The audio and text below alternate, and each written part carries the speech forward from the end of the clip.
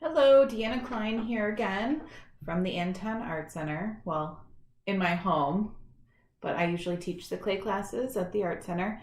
Just thought I'd give some more ideas as to how you can stay creative while we are all quarantining.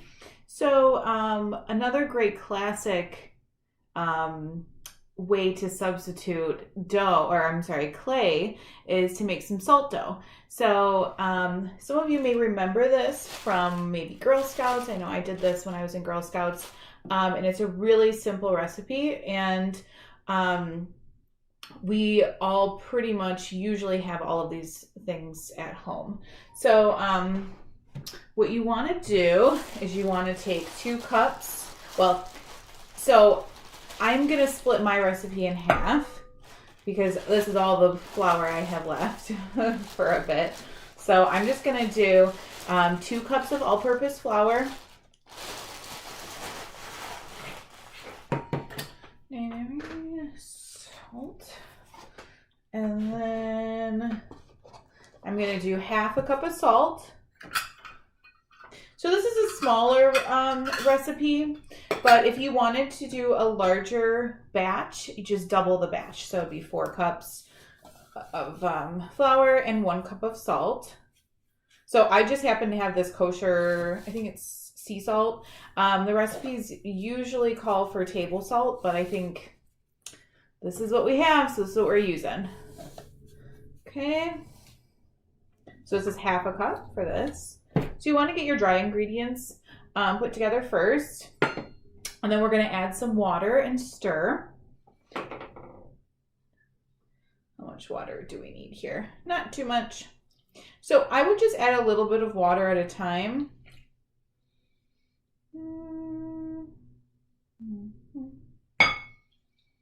Okay. You can really get into it, which normally I would do if I were in my kitchen, and use your hands, or you can use a spoon.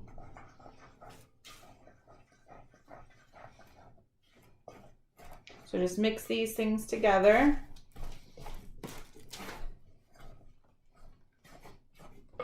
So salt dough, what we're going to do is we're going to get this all mixed together and knead it a little bit.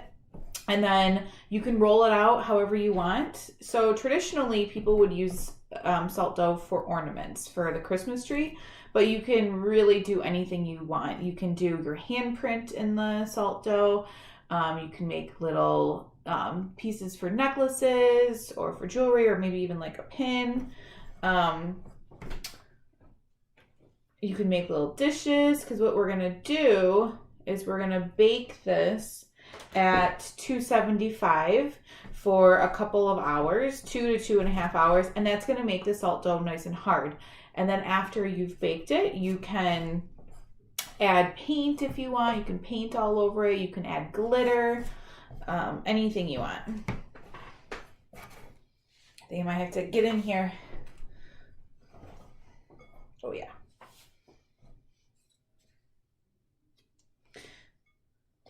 So I know I like making cookies. I make sugar cookies every year for Christmas. So this dough is very similar. Doesn't have the butter. But you want to just mix it really well. If it's a little too dry, you're going to add a little more water. And like any dough, you're going to add water a little bit at a time. This is really fun for the whole family to do. Up here. So I'm just taking this dough out of here, and I'm just kind of working it to kind of get it all incorporated.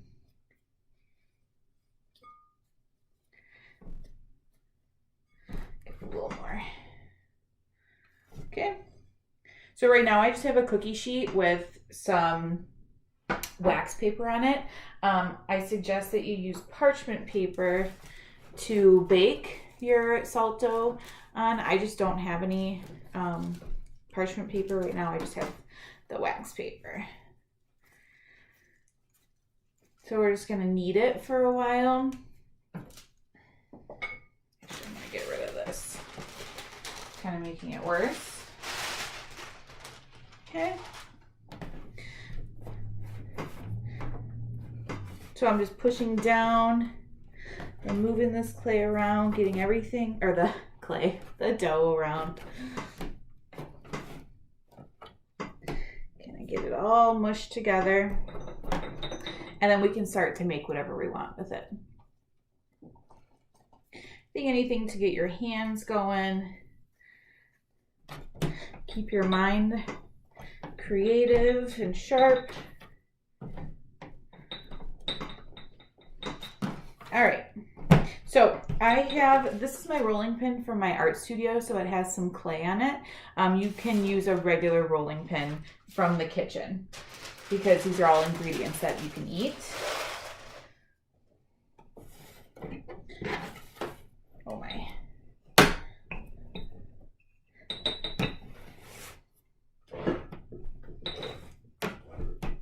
It's getting hard to do on this sheet.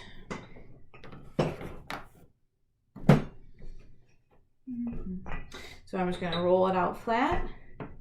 With clay, this would be called a slab, flat piece of something. Okay. I just keep flipping it over. This is just to kind of keep it nice and even, and also so that it doesn't stick to my work surface.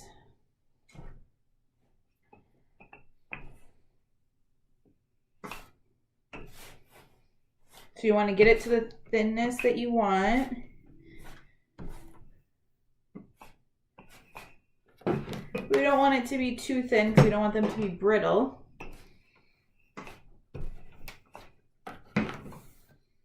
Okay. Okay. There we go. So this is just a little bit of clay left over from my rolling pin. So this is the thickness I chose to do, and you can actually see the thickness a little bit better if you cut into it.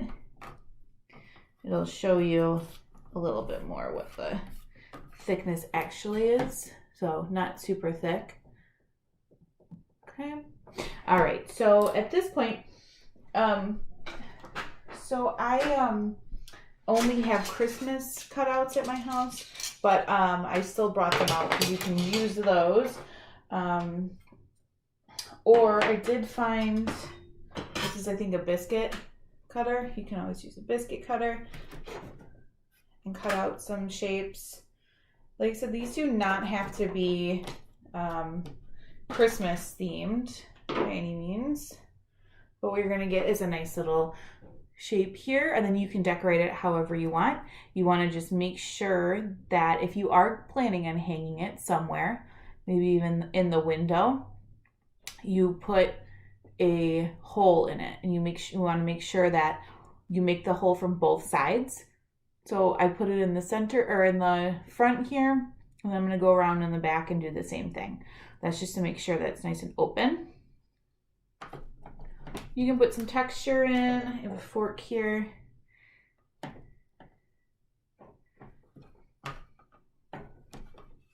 Kind of like a peanut butter cookie look.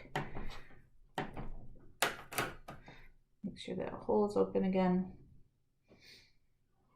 I'm gonna write my name on it. Just put a big D. So remember that you're going to also be painting these after you've baked them. Okay. All right.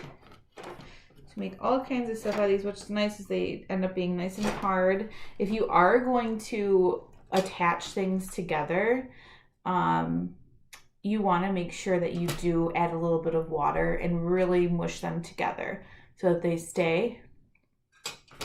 And then when you're baking, make sure that they're staying together.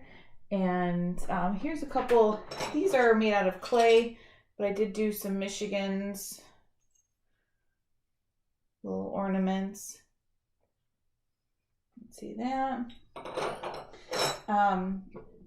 You can also form little dishes if you'd like. And lastly, you can try using a mold. So this is the mold that I have for my ceramic studio. It's just a nice rounded bottom bowl. But if you want, form your clay, your dough on here.